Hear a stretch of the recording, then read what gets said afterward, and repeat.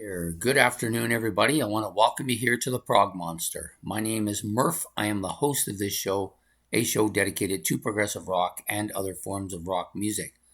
So we're here today, well, actually tonight, or late afternoon, to do Commonalities Compared. This is a show I do every Sunday night.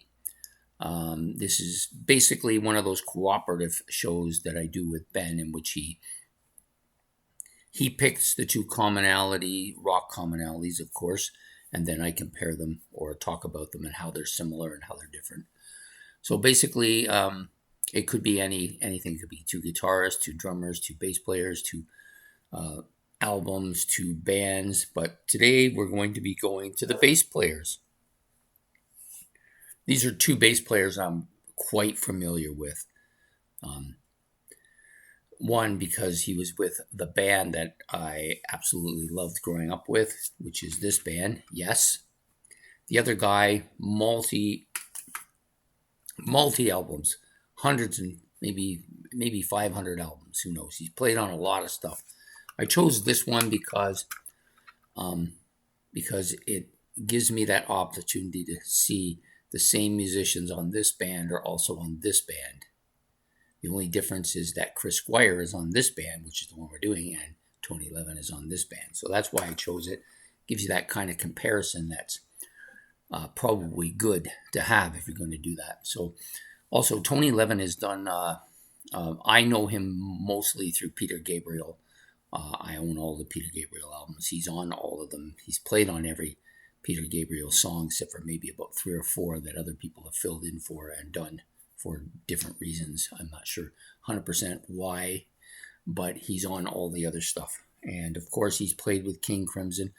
Most of the King Crimson stuff he's played with are albums I own, but haven't got to them. They're not on my playlist yet. And so I don't have a lot of feeling for them there. He's also played on a lot of other albums too. But for today, I chose this one just because Anderson, Bruford, Wakeman, and Howe are also on this album. The only difference is we have different bass players on both, so that's why I chose it. So, Chris Squire, of course, very dominating bass player. Sometimes uses a pick as well. Very forward bass player, gets a lot of that really kind of heavy load of bass, really frontal bass parts. He's a beast. And a very beastie on this album too.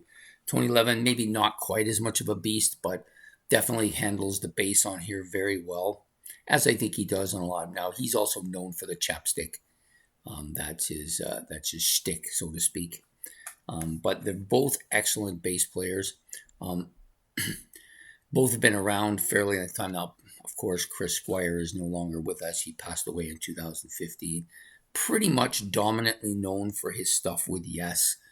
Yes, I think he did do potential works with a couple of other projects that he had going, but all ultimately ended up back with Yes, whereas Tony Levin has been all over the map and done so many different things, considered one of the top bass players in the world, as is Chris Squire. So you might be looking at apples and oranges, or you might be looking at just straight oranges here.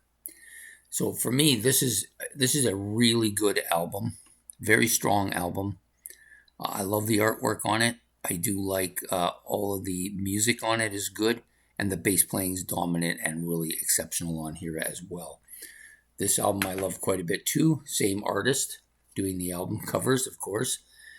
Same band, like I said, with the exception that Chris Squire isn't the main guy here. He's a beast, especially on Heart of the Sunrise, very dominant. He has some really strong parts throughout this album, and including his own part called The Fish. They're both would be roughly the same age. I think they were both born roughly the same time period. Chris might be a few years older if he was still alive. But Tony Levin, really exceptional. He's been around. Both came to prominence the same time period, the 1970s. This album here is from 1990, and this album is from 1972. But both were active during the same periods of time. With me, I always think of Tony Levin as being more of a kind. He's a prominent guy, but kind of making those fill-in special noises.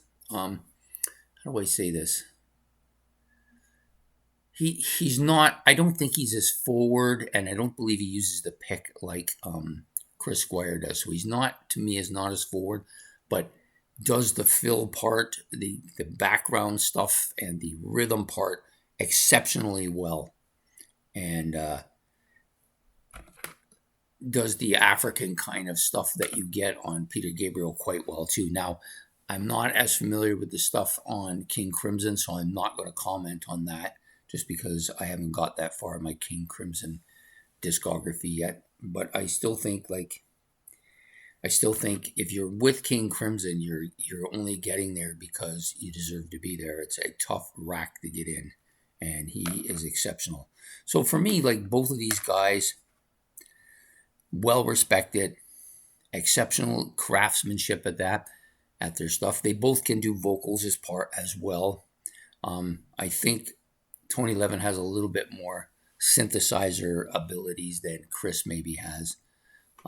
But yeah, just very prominent, very forward, very strong bass riffs and tones. So, yep. So there you go. That's the guy. That's the one we're doing for today. Commonalities Compare, first featuring, upside down, featuring Chris Squire of Yes and Tony Levin of Everywhere. So I hope you've enjoyed this episode. If you have, please hit the like and subscribe. Much appreciated. You can hit the notification bell if you want to be notified. And you have any comments about either Tony Levin or Chris Squire or the bands they played with or the music they've been involved with or anything you want to say about that, you can bring that up as well. I try to answer any questions, but if you just want to make statements, you can do that as well. So we will be seeing you again next week with another episode of Commonalities Compared. Take care and have yourself a good evening.